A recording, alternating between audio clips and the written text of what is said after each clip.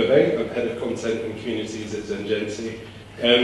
So what I want to talk about, I'm pitching an open-ended question, which the output, which I just found out we need, is a list of answers to the question, how far is too far?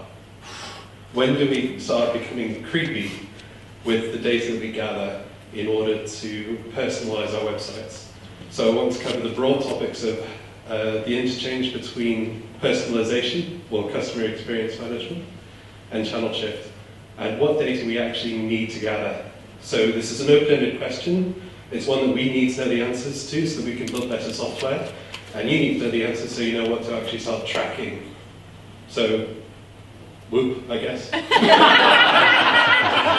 So my colleague and I pitched 2 sessions. He pitched one, which we did this morning. Yeah, it was about income generation. So looking at the kind of open question was, is channel shift enough? Because that saves money. What about making more money using your website? And that had some very, very interesting, it covered a very, very broad category of questions.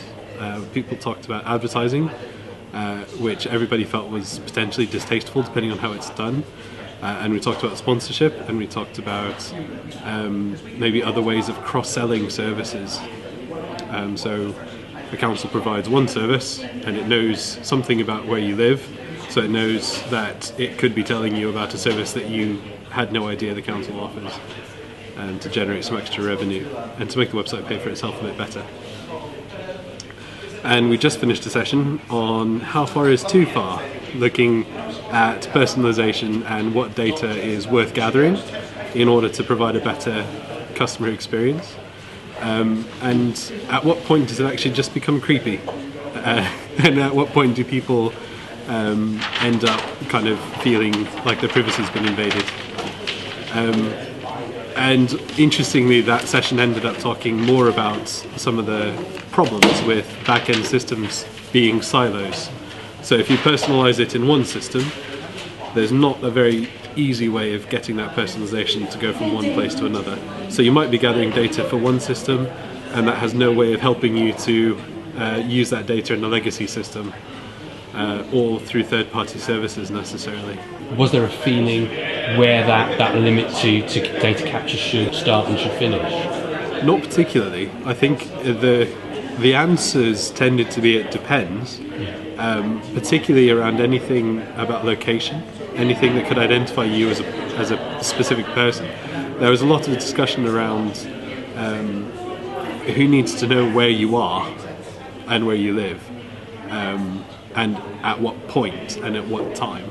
But there were some interesting things as well. We talked about some bad assumptions we could make. So we talked about, for example, age. If we know somebody's kind of general age bracket, we might end up trying to make assumptions about that and get it very badly wrong.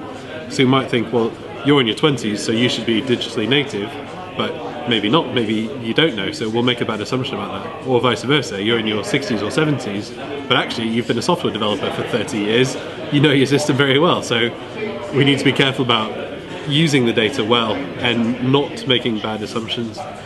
Location was another good one. So if you say, I want to report a pothole, and we're using really accurate GPS location, which they're happy to use because they're telling you where the pothole is, well, that's not where they live. They don't live in a pothole.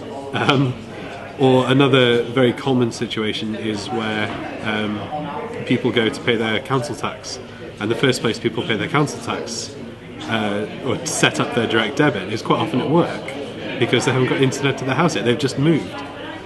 So you're gathering information about where they work, not where they live, which doesn't necessarily help you at all.